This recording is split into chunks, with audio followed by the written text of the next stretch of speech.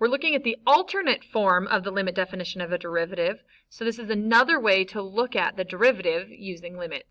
So this form we use when we're given a specific point that we want to find the derivative at.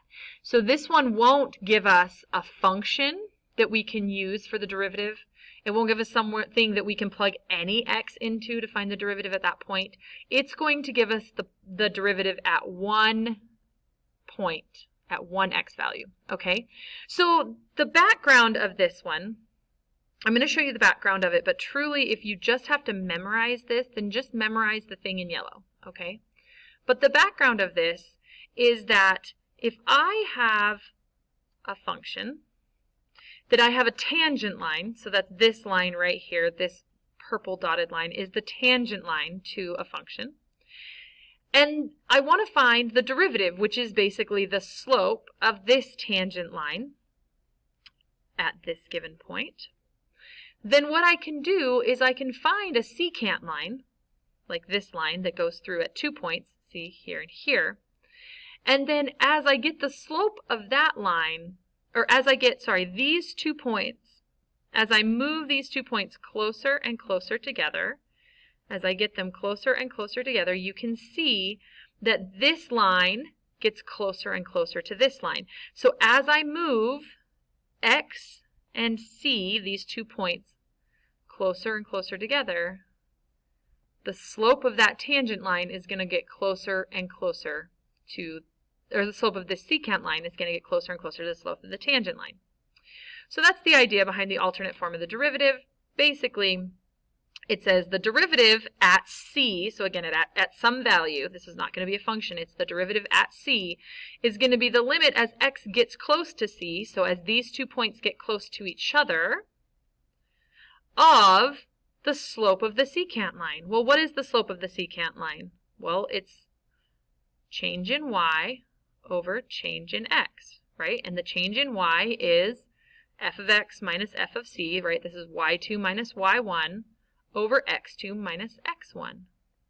So really all we did is take the slope of the secant line, put it into a limit, and say as x and c get closer together, we want the limit of the slope of the secant line, okay? Again, if that is the conceptual side of it is still just really a struggle, then just memorize the formula and apply it for now, and then I think as time goes on, it will click more. You'll be surprised as we come back to it over and over. You'll see that it's like suddenly a light bulb just clicks and you're like, bam, I got it.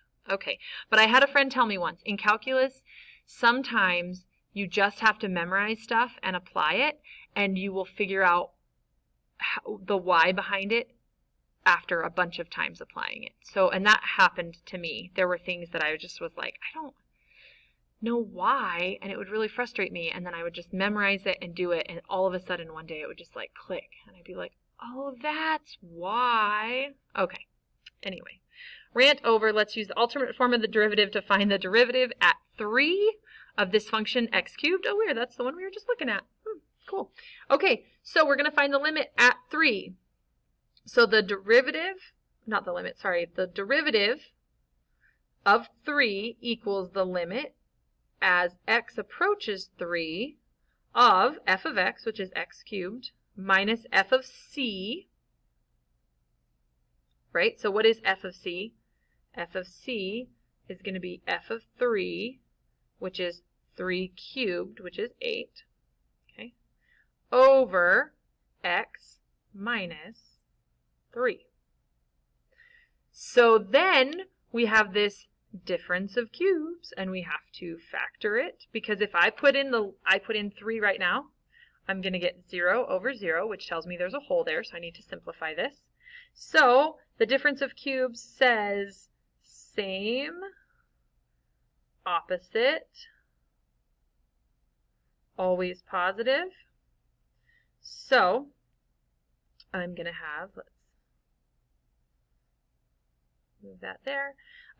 So this is going to be x minus 8, not 8, x minus 3 times x squared plus 3x plus 9 all over x minus 3. So I haven't evaluated the limit yet, so I still need to remember that I'm finding the limit, right? So I'm just going to squeeze it in there because I have like writing at the bottom of this. Okay, so now these cancel out, and I end up with the limit as x approaches 3 of x squared plus 3x plus 9. So I plug 3 in here, and I get 9 plus 9 plus 9. So 9 times 3 is 27. And that's it. The derivative at this specific point at 3 is 27. That means the slope of the tangent line is 27.